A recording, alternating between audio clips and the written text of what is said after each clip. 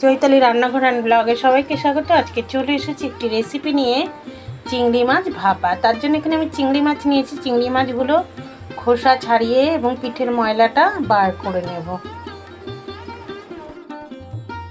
চিংড়ি মাছ ছাড়ানো হয়ে গেছে, এখন আমি নুন হলুদ মাখিয়ে নিচ্ছি।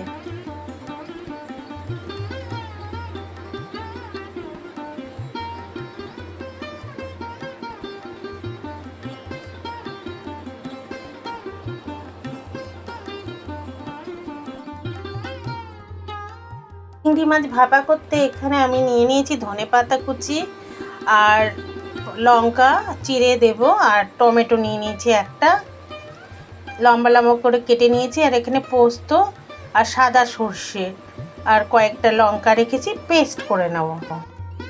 তো এখন আমি গ্রাইন্ডারে পোস্তটা ঢেলে দিলাম, আর সর্ষেটা ধুয়ে লঙ্কা সমেত দিয়ে দিলাম, আর একটু জল দিয়ে ভালো করে পেস্ট করে নেব। এখানে আমি একটা টিফিন কারি নিয়ে নিয়েছি। এখন টিফিন কারির মধ্যে চিংড়ি মাছগুলো দিয়ে দিচ্ছি, আর পোস্ত সর্ষে বাটা এখন আমি দিয়ে দেব, মানে পেস্ট করে নিয়েছি আমি গ্রাইন্ডারে। এখন গ্রাইন্ডারটাও ধুয়ে একটুখানি জল দিয়ে দেবো, কারণ অনেকটাই পোস্ত সর্ষে লেগে থাকে তারপরে।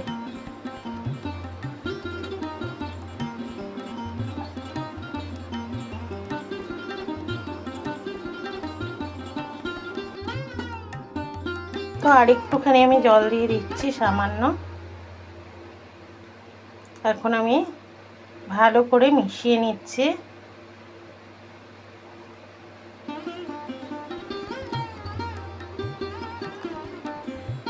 এখন দিয়ে দেব হচ্ছে নুন, যেহেতু আমি চিংড়ি মাছে নুন মাখিয়েছি সেই বুঝে নুনটা দিলাম, আর দিয়ে দিচ্ছি হলুদ গুঁড়ো।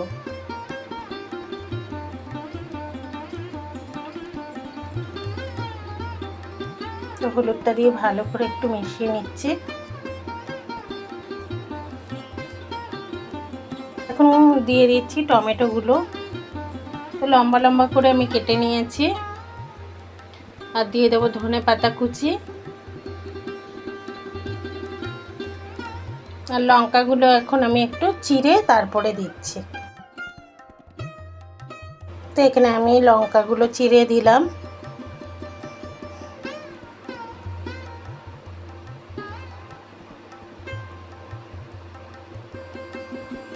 এখন দিয়ে দেবো হচ্ছে সর্ষের তেল,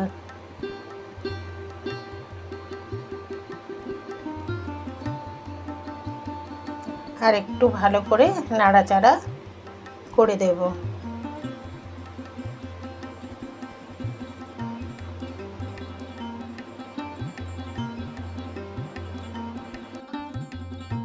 একটু সামান্য জল দিয়ে দিলাম,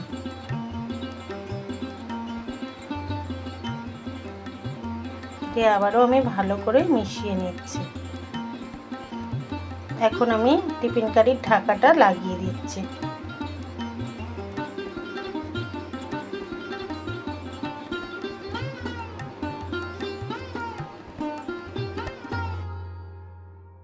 আগে থেকে গ্যাস ধরিয়ে কড়াতে জল দিয়ে আমি বসিয়ে দিয়েছি, জলটা গরমও হয়ে গেছে। তো এখন আমি টিফিন কারিটা জলের মধ্যে বসিয়ে দিয়েছি, আঁচটা লো টু মিডিয়াম করে। এখন আমি 25 মিনিটের জন্য একটা ঢাকা দিয়ে দিচ্ছি।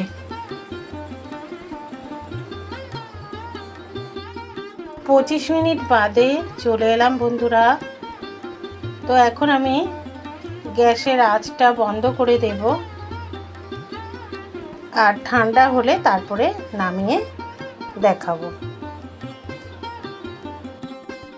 তো ঠান্ডা হওয়ার পরে আমি নিয়ে চলে এলাম, তো একটুখানি আমি নেড়ে চেড়ে দেখাচ্ছি। তো একটা ডিশে আমি সার্ভ করে দেব। একটা ডিশ নিয়ে নিয়েছি আমি। তো এইভাবে রান্না করলে গরম ভাতে তো দুর্দান্ত লাগে, আর এই রেসিপিটা থাকলে আর কিছুর প্রয়োজনও হবে না, এতেই এক থালা ভাত উঠে যাবে।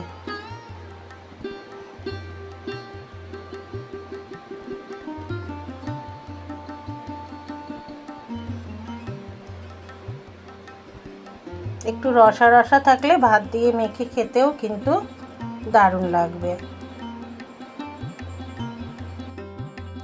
ফাইনাল লুক নিয়ে চলে এলাম।